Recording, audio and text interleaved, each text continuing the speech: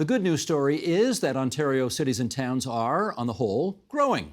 The tricky part, however, is that growth means investments in infrastructure, services, planning, and so on, and those cost money, oftentimes big money. Where should that come from? Those already living in the community or those soon to arrive? Put another way, should property taxes or development charges foot the bill for expansion?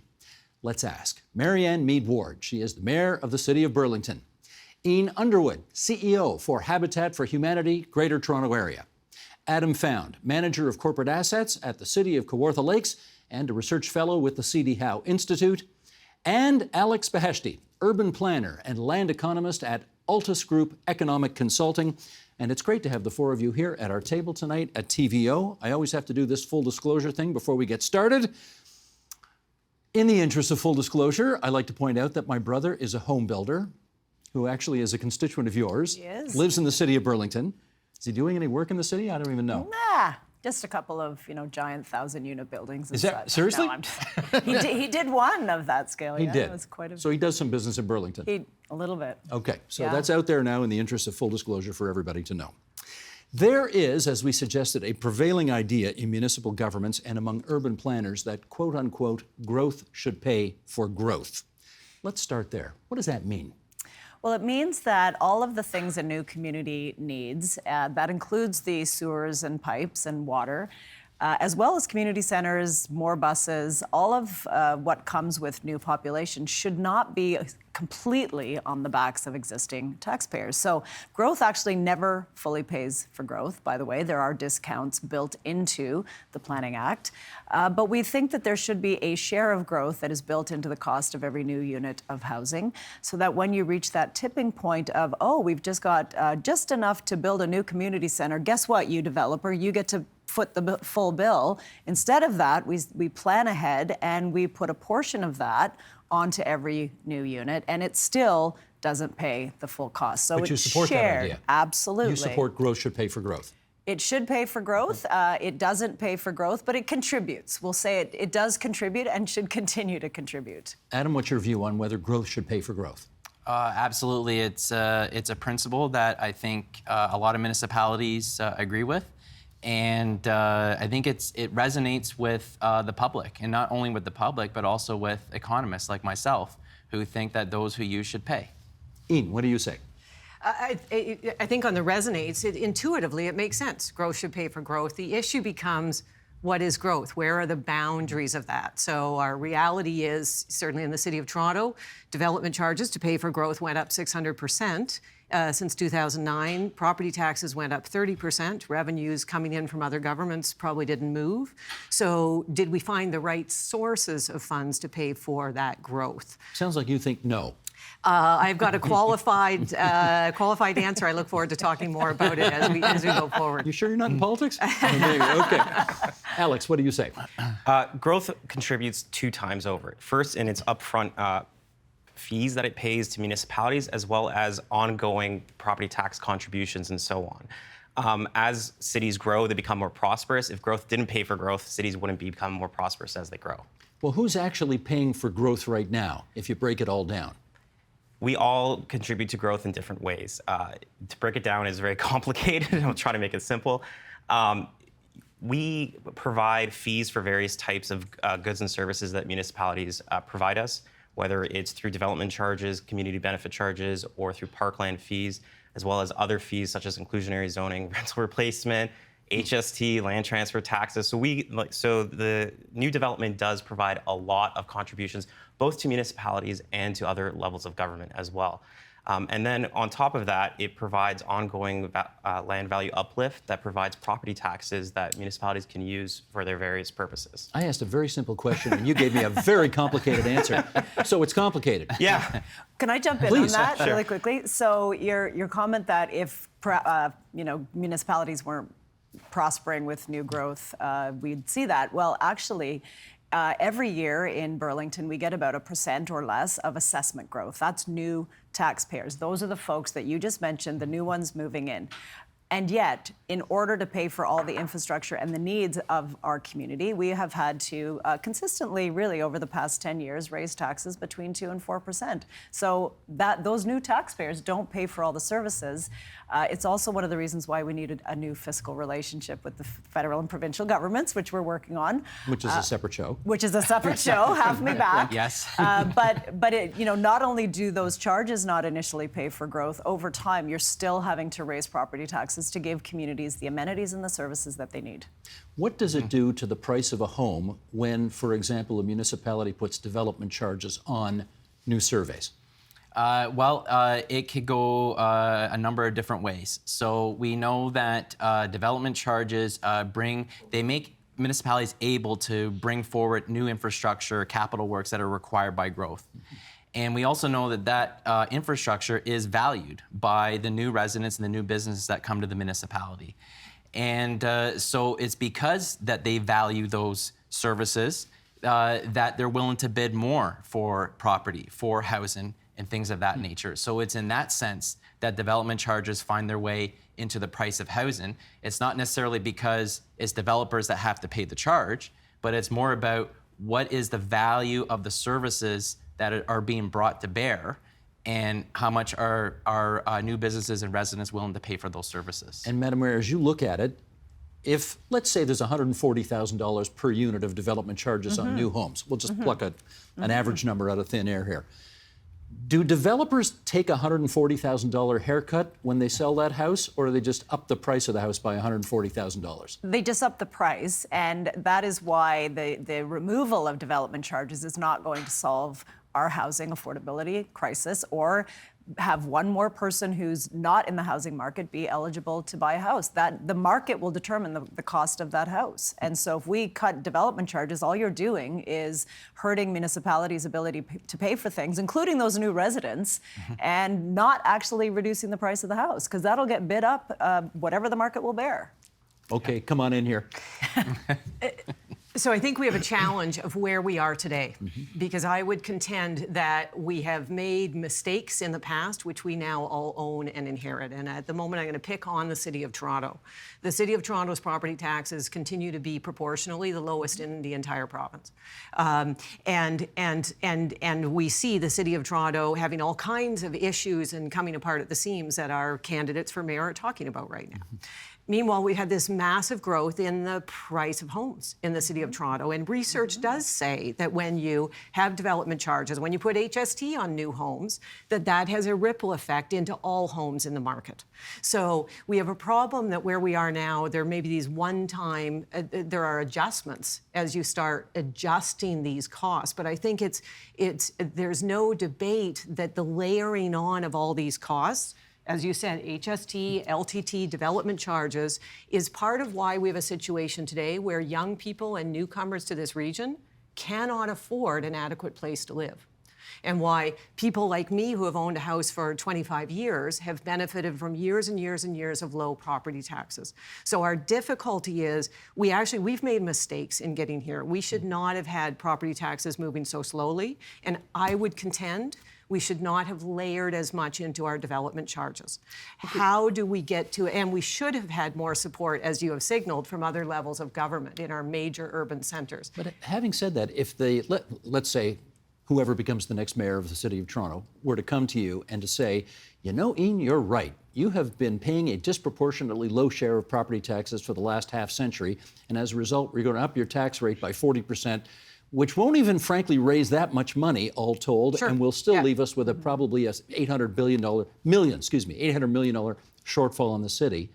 How would you respond to that? Sure. Well, this is the issue. So you have to be careful here. This is not just a property taxes versus development charges conversation, for exactly the reason you said. Of course, no one could make that kind of adjustment. I would also contend people that bought homes within the last 2 or 3 years are way less able to absorb an increase in property taxes than I am, who have already paid for my home, et cetera.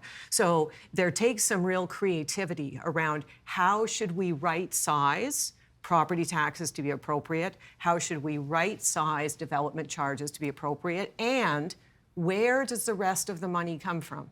And I think that's what you have been pushing. But I'll use an example. We built a 50-unit stacked townhouse community in Scarborough a few years ago. In that community, we needed to build a new road coming into the community. We need to deal with groundwater in the community. We needed to put pipes under those homes to get. Who paid for all that? We paid for all of that. You Habitat paid for it. In Habitat. In addition, we paid development charges. There was a road coming up to that community, but we paid development charges, and the share would be about $15,000 per each of those homes for the road. Did you think that was fair? It's not about fairness. It's about have we got this working right? Well, certainly. okay, but I want to go to the mayor on this. Do you think the current system, as it's currently constituted, is fair to all sides? Actually, it's the fairest we got. So, could there be improvements? I would have no issue for a Habitat for Humanity project, something that's truly affordable. People have to qualify. Crediting development charges, absolutely no issue. And we don't have the abilities as municipalities to do that. But I do really question the assumption or the narrative that it's development charges that are driving up the cost of housing. My house, from when I first moved to Burlington, has gone up 4 times. They're all resale. There wasn't a dime of development charges in that uplift of value. It is based on population growth and immigration, which we welcome and need. It's based on low interest rates. There's a whole bunch of factors. And so to single out the one tool that municipalities have to help pay for community infrastructure so we don't have to raise taxes by 40%, and then expect us, the stuff still has to be paid for. So where is the money coming from? Alex. So when development charges do raise the cost of housing, but development charges are one of many factors, as the mayor says. Now, communities that have high development charges typically also have a lot of other regulations around the planning system. They have things like, angular planes, floor plate restrictions. There tends to be a correlation between high development charges and a lot of regulations, which is a major issue. And there's this dichotomy being spoken about here that there's only 2 options to pay for things, and that is property taxes or development charges, when in reality there are other tools. There are user fees and there is debt. Give me a user fee example. You open the tap and you have to pay for whatever water comes out at the rate that it comes out. Or you use electricity. Those are user fees. Don't we sort of have that already? We always we pay for our water bills on the basis of how much water we use. So in some goods and services, we subsidize them, although they are user fees. Other services, you can't attach a user fee to it, like a playground, for example. Now, my team and I, we quickly looked at the contributions that we're going to make, that the 16 top municipalities in the GTHA are going to make through community benefit charges. And their communities are going to ask of developers to pay $130 million for fees to pay for waste management. Now, is it fair that we are charging high-density housing, smaller homes, for waste management, where we can have a user fee, where then the subsidization is going to people in larger homes, in lower-rise homes, to commercial users, to industrial users? Is that fair? Adam, let me ask you've asked the question, but that is the more generic question. The system we have today, is it as fair to all concerned as it could be? Absolutely not. So what should we do? Well, I think what we need to do is, to be very frank, is to scrap the Development Charges Act. It is very problematic in terms of the way it's written, the way that it constrains municipalities, the way that it completely, maybe to Alex's point, the way that it completely disregards the revenue that growth will generate through property taxes, through user fees. All those deficiencies in the Act really make it quite problematic for municipalities, to the point where we actually don't even know whether development charges rates that we see today are even appropriate. We don't even know if they're too high or too low because of those kinds of issues. If they scrap the Development Charges Act, what would be the effect of that? Well, the effect of it, if you do nothing else, the effect will be very problematic, because all those costs will shift onto the property tax and user fees. So what I would suggest is, yes, get rid of the Development Charges Act, but then replace it by new legislation embedded in the Municipal Act that would enable municipalities to better recover growth-related costs. How would they do that? Well, what they would do is they would have new sections added to the Municipal Act that would essentially mean municipalities are able to recover those growth-related capital costs from growth in a very targeted way, and in such a way as to make sure that growth is not a burden on the existing taxpayer or the existing water, wastewater user. Madam Mayor, would you go for that? Well, that is kind of the system we have. I mean, that's exactly what it's designed to do, because there are already something called benefit to existing. That's a discount right off the top. So any existing property taxpayers, you can't, they recognizing they're going to benefit from the charges. But I also want to say that this, the 100,000 and change that has been bandied about, we have differential rates for different types of housing. And that's the most expensive single family home. We're not building that in Burlington. We are already making use of good infrastructure in our communities. And if you are building a retirement home, it's about $5,000 of development charges. So we have to make sure, to your point, reviewing tax policy to make sure we don't incentivize by making single family cheaper, say, than multi-res. But we've already done that. And so less than 10% of the units being built in in Burlington are single family. It's all multi-res and a little bit of nonprofit. I'd like to see more. So come our way. Yeah. Yeah, well, and I think so. Fairness is a key word in this discussion, because I think the thing that we can all agree on is we have gone through 2 decades where all of our municipalities have had property tax increases at or below the rate of inflation. We've had development charges increases at 600% or more, depending on how you count. We've had no change to capital gains tax when people sell their home. We have had HST on every new home that is built. So we've had a number of things we've layered on new homes without changing where else. And what we can agree on is, fast forward to where we are today, we have a situation in all of our communities where young people and newcomers cannot afford a place to live the way they could when I was starting my career. And do you blame that on property taxes and development charges? No, I'm picking up the thread you're hearing throughout. We need to be much more thoughtful in how we fund the services our cities need. But we need to recognize what we have done so far has gotten us to this place where housing is unaffordable, and our cities have greater levels of homelessness, greater levels of crime on our transit system, less transit system delivery at higher cost. So we don't like where we are now. And we need to embrace the fact that, okay, so the way we have funded this so far didn't get us to where it is, and it certainly is not fair to the people who are now leading us into the next generation. How do we fix that? Alex. So this fairness is a huge question. So you had some guests on the other day talking about infrastructure and what has caused the cost escalation of it. And some of it had to do with obviously hard costs going up. Some of it has to do with we haven't built big things, and now it's really expensive. And you're asking my generation to pay for these mess ups, right? There are also other ways that municipalities can approach infrastructure procurement. We had an example in a report we wrote about North Park in Oakville. They bought a park off of debt for about, $6.6 million in 1991. And in 2010, development started around it. And if they tried to buy that same land, it would have cost them $115 million. So you have to make sure that your procurement strategy is part of the equation with your development charges. Now, development charges, it can be used to pay back debt, but municipalities have been awfully risk averse. Just for the viewers' own knowledge, municipalities cannot have debt on operating costs, but they can pick up debt on CapEx or capital expenditures. All right, let me ask one of those, Adam, sort of from 30,000 feet kind of airy-fairy philosophical questions. Is growth intrinsically good? Yes, I think that it is. And like a lot of good things, it can sometimes come with challenges. And it's really our responsibility as not only citizens, but practitioners within the municipal world or within higher orders of government to really try to make sure that we have the right tools to manage the growth, to make sure that it's, again, like I said, not a burden on existing ratepayers. And so that's not a knock against growth. It's just a recognition that growth comes with some major costs, as you pointed out at the very start of this segment. And those costs need to be paid for by somebody.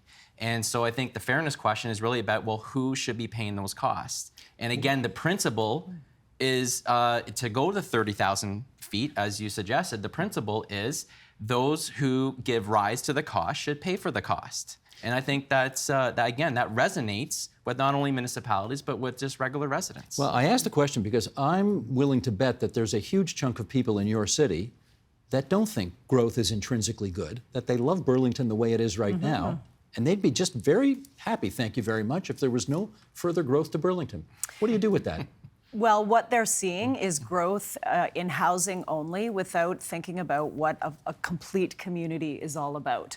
The transit hasn't kept up with growth. The community centers hasn't kept up with growth. The libraries, the list of things that have not responded to population growth in every city is very long. And so what people see is their quality of life is diminished because they're waiting more in longer lines. They can't get access to facilities. They go to other places because they can't get their kids into an arena. And so what we're doing, when we accepted the housing pledge in Burlington for 29,000 units by 2031, we said we're not just building housing, and we need the province to help us with those big capital dollars for community centers, for transit, for parks. The whole for Burlington, by the way, if we get rid of development charges overnight, is $36 million a year. That's about a 20% tax increase. So, these are not inexpensive costs. We just bought an old surplus school site for $100 million. We're renovating that into a community center. These are big things that our community needs. And if all that the community sees is traffic congestion, can't get my kids into programs, diminishing quality of life, they're not going to be happy about growth. We have to make sure that we're building complete communities. Your city just spent $100 million to buy a school? Well, that wasn't to buy and renovate and reopen. It's a 4-year plan. So no, the cost of the school was nominal. But you still have to pay market rate, which we're lobbying the province to do. It's like taxpayer dollars already paid for the school. Why do we have to pay, $25 million to buy it? But that's a whole other show too. That's another show too. Have you back, right? Yeah. Yes. And so I think there's a big who pays theme in here, and we've been hearing it throughout, right? So growth, we all embrace growth around newcomers to our communities and immigration, but where are the feds in supporting our communities and supporting that growth? The same So with we transit. understand that. Just hold on to that thought for a second. If the federal government wants to move to an immigration rate where we're getting 500,000 new people here every year, that's their policy, then they should have to what? Well, I think the assumption is there needs to be a greater degree of support for the housing needs of those newcomers in our community. And I'm going to just pivot from there into what you as mayor have picked up on. How do we get more affordable housing, right? So on affordable housing, that's also a who pays for affordable housing. And I'll pick on development charges for a second, because up until Bill 23, one of the factors in Bill 23 was in development charges were housing services. So in the City of Toronto, there was a component there of housing services saying each new home that gets built will help pay for affordable housing in the city. Except the City of Toronto was counting on that to pay for half of the entire affordable housing budget for the growth in affordable housing in the city. And I think we can all agree, well, proportionally, new homes don't equal half of all the homes in the city.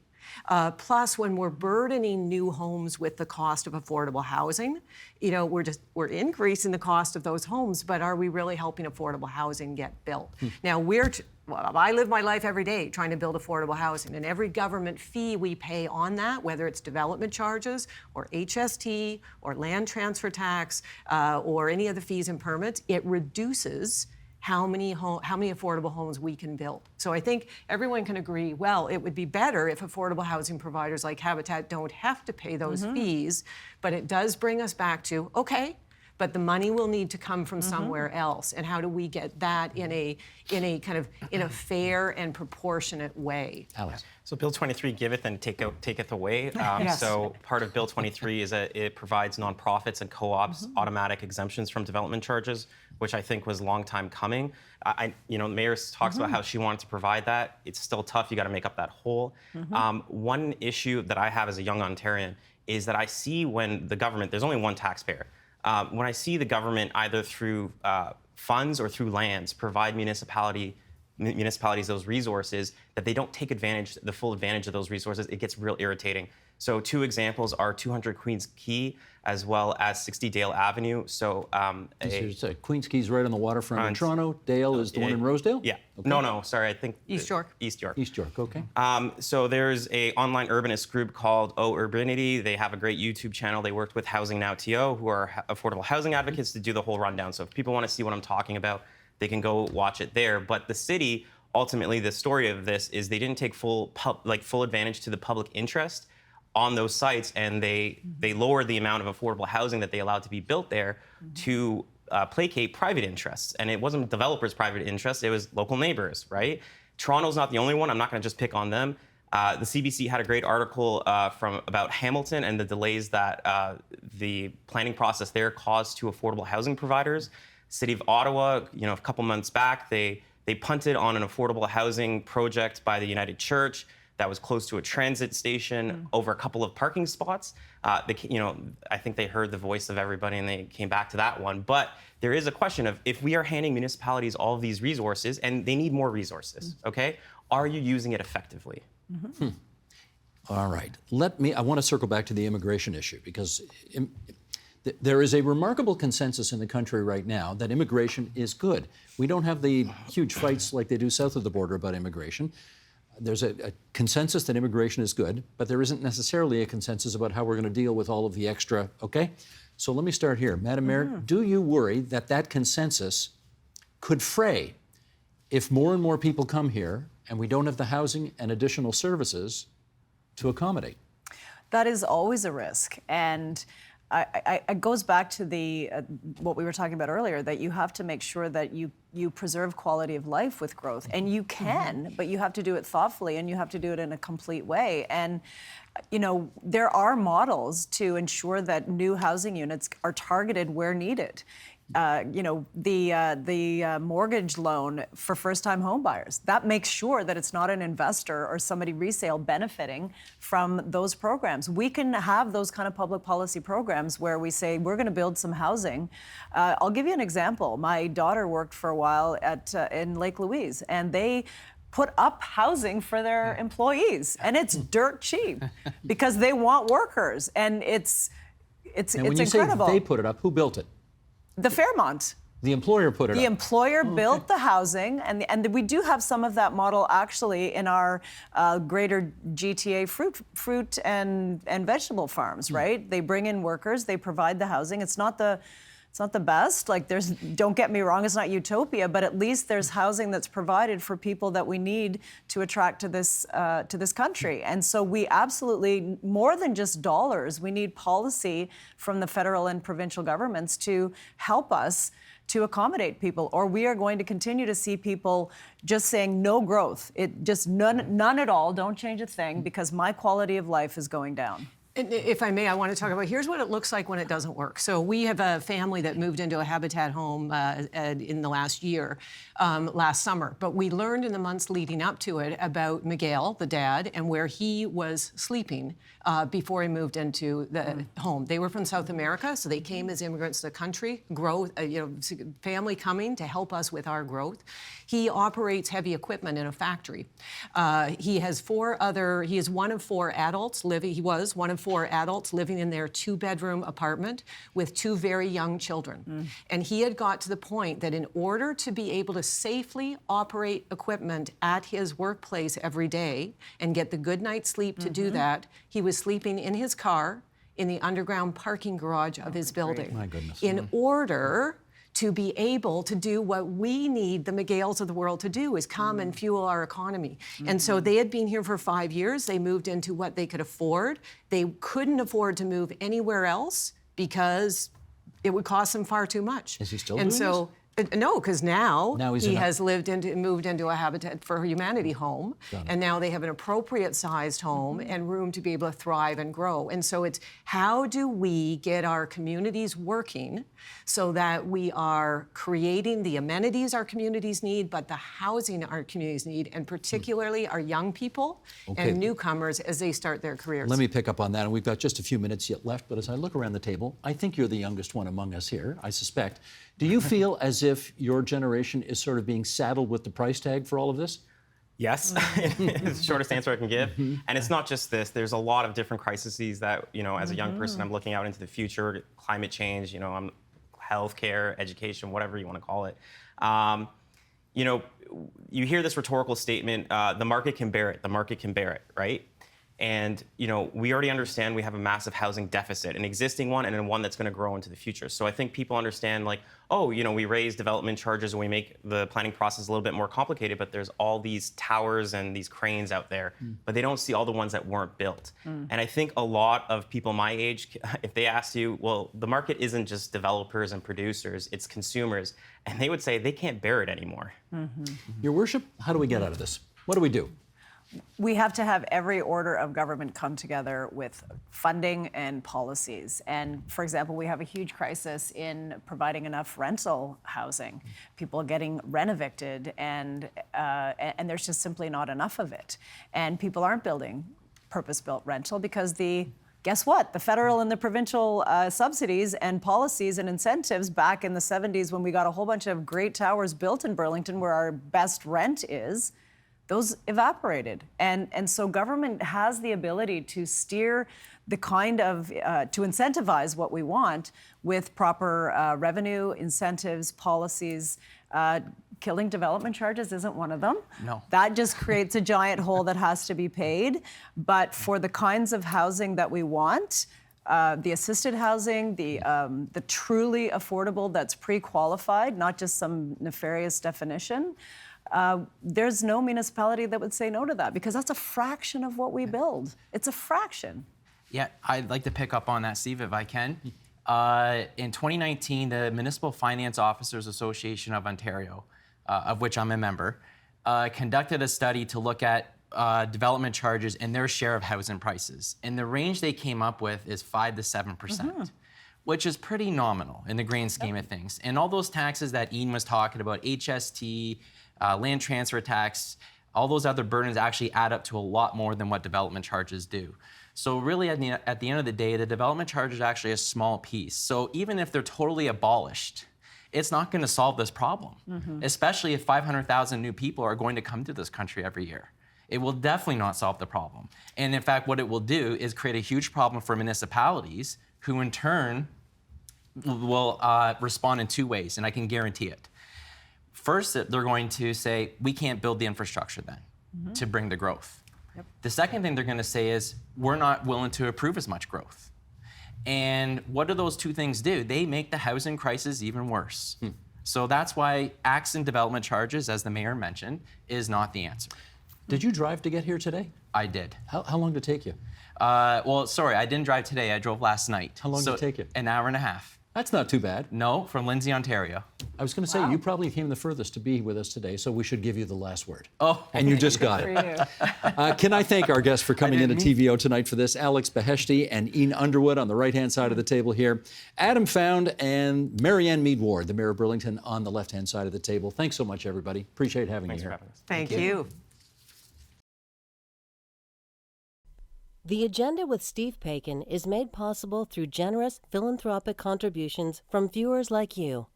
Thank you for supporting TVO's journalism.